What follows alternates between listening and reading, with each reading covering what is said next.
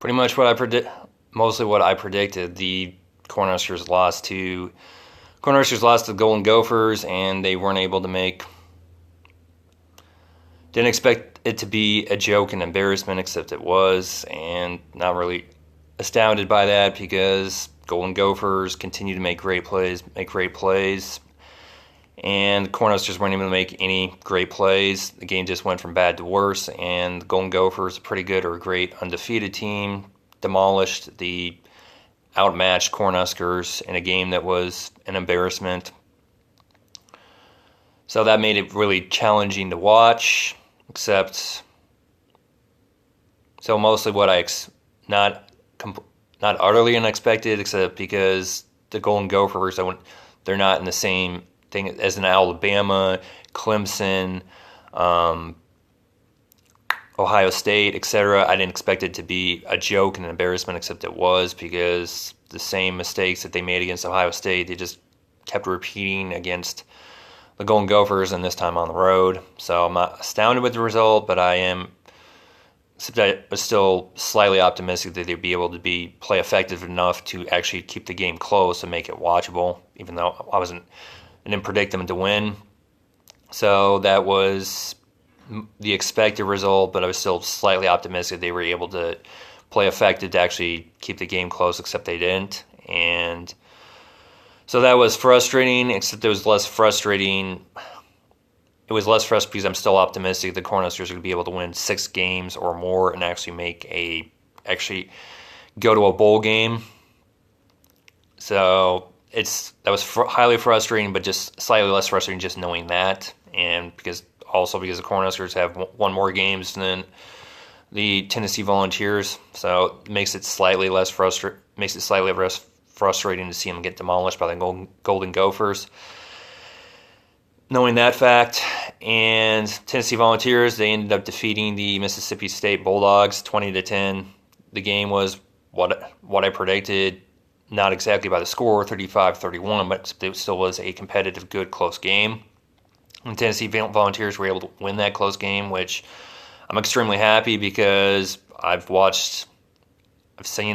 seen early in the season they weren't able to finish in a close game versus BYU. They weren't able to finish versus Georgia State in a lead that they had and score points needed when they needed them, score the needed points, which was mainly touchdowns.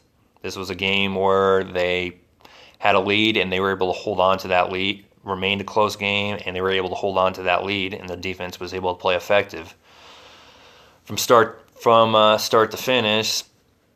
And so I'm happy that the Volunteers got their second win and they were able to win a close game.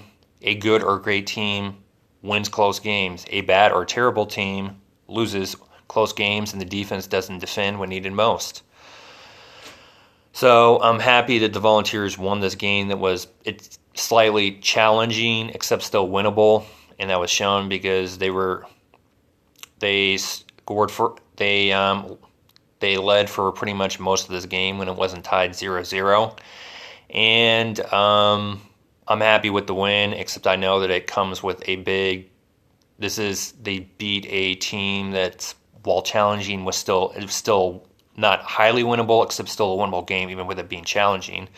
So I'm happy that the Volunteers were able to win 20-10, but except I'm still holding off on that the Volunteers have turned their season around and they're going to a bowl game with 6 wins or higher, because they still need to get 4 more wins just to get to 6 wins, and they would have to beat Kentucky, which is going to be a challenge. Expect that to be a challenging game in Kentucky. They'd have to beat Vanderbilt, which seems like the most winnable game.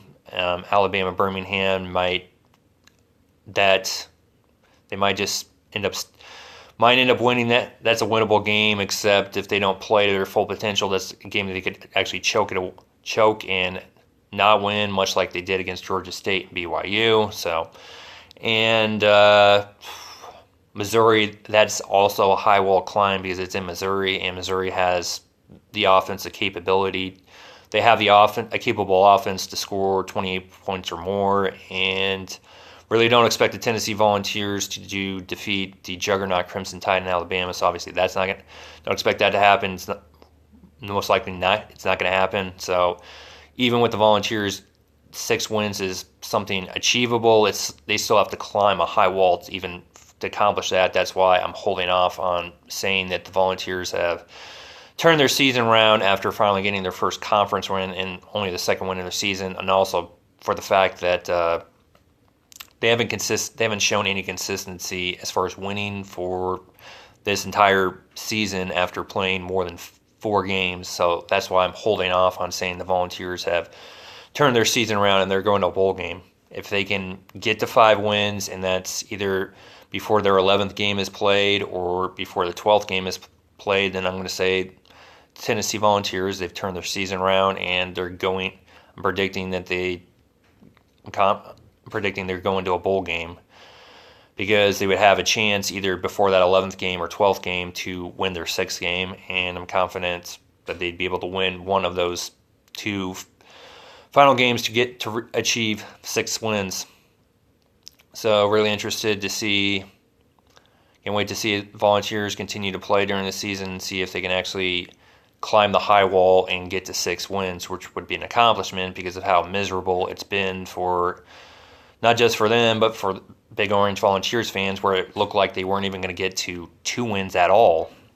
So can't wait to watch the rest of the Bright Orange Volunteers season, and I just expect the Cornhuskers to reach 6 wins, to win 6 games or higher and go to bowl games. So there's nothing really.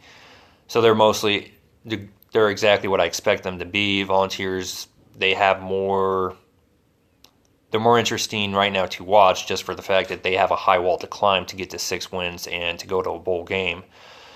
Varsity reveals characters. So I'm going to see if the 2019 Volunteers are able to turn their seat.